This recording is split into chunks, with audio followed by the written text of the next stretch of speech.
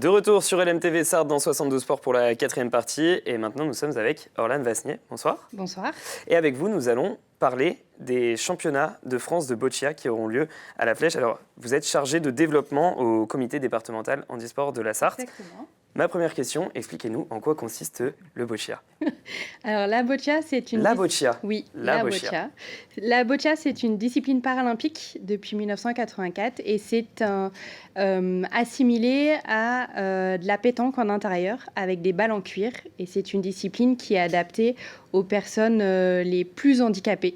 On peut jouer avec, on joue pas forcément qu'avec les mains, on peut jouer aussi avec les pieds, on peut jouer aussi avec la bouche, la tête, avec des accessoires supplémentaires, avec des assistants aussi pour ceux qui en ont besoin. Et c'est ce qu'on voit sur les images actuellement avec des sortes de gouttières, c'est ça? Expliquez-nous un petit peu comment ça fonctionne. Alors ça, c'est une classification particulière, c'est les BC3 et donc du coup, ce sont des personnes qui ne sont pas en capacité de jouer et de lancer la balle seules. Donc du coup, ils ont le droit à une rampe et un assistant. Et l'assistant est là pour mettre la balle où le joueur lui dit de la mettre, à quelle hauteur. C'est le joueur qui fait tous les réglages. Et l'assistant pose la balle et ensuite, c'est au joueur de lancer la balle. Donc soit il a un casque avec une tige, soit une bouche, soit une tige aussi dans la bouche qui permet de pousser la balle. À partir du moment où la dernière personne qui touche la balle, c'est le sportif.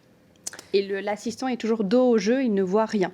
Et alors, vous parliez de plusieurs catégories également ? Oui. Il y a plusieurs classifications. Et toutes ces classifications-là seront à la Flèche ?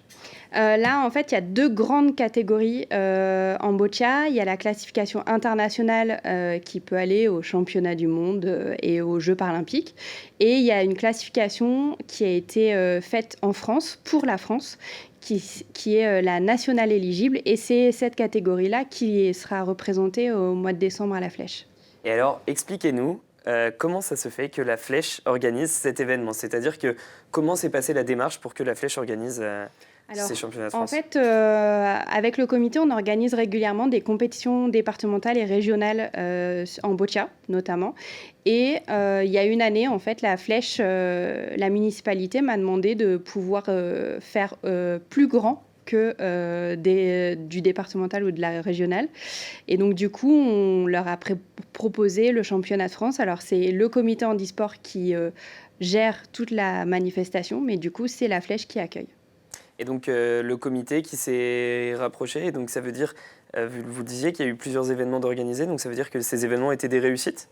Oui, après, ce sont des compétitions qui sont départementales et régionales. Donc, du coup, il y a toujours du monde. C'est toujours sur un calendrier qu'on a en région. Et donc, du coup, chaque département de la région organise des journées qui font le challenge de l'année, en fait. Donc, en général, il y a une date par mois. Et on change de département tous les mois. Et puis, une finale en fin de saison qui, en général, se passe dans le 44. Et voilà, donc on a toujours du monde et ils sont tous demandeurs de pouvoir avoir des compétitions. Et là, le championnat de France, c'était une opportunité de pouvoir l'organiser, nous, sur notre département. Est-ce que vous savez le nombre de pratiquants qu'il y a en France ou même en Sarthe de la boccia? Alors, j'ai pas le chiffre exact. Un ordre d'idée, si vous avez? Sur la région, on doit être sur une centaine, je pense. Sur la région. En France, je n'ai pas le chiffre. Là, par exemple, pour la classification qu'on a en décembre, on se retrouve il y a 87 sportifs inscrits, donc sélectionnés. Oui, d'accord. Parce que du coup, je vous demandais ça aussi pour savoir si un Sartois avait potentiellement une chance d'être champion de France.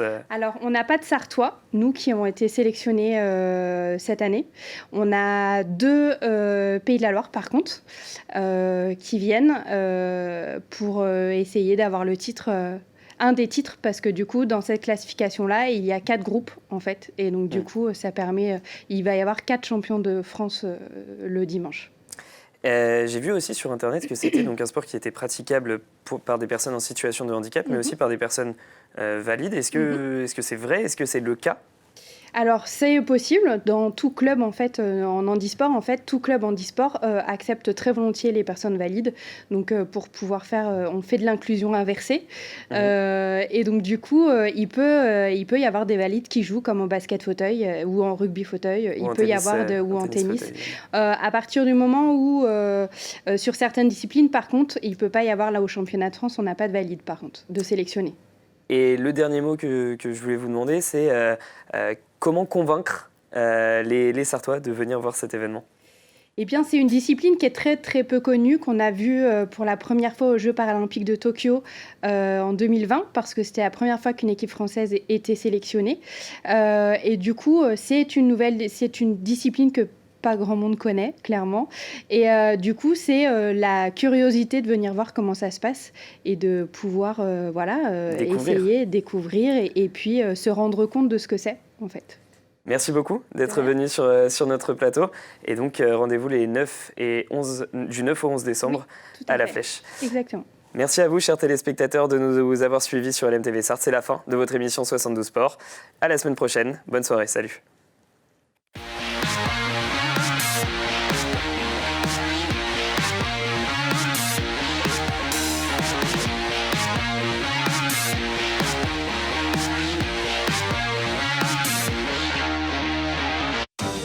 Le département, premier partenaire du sport en Sarthe.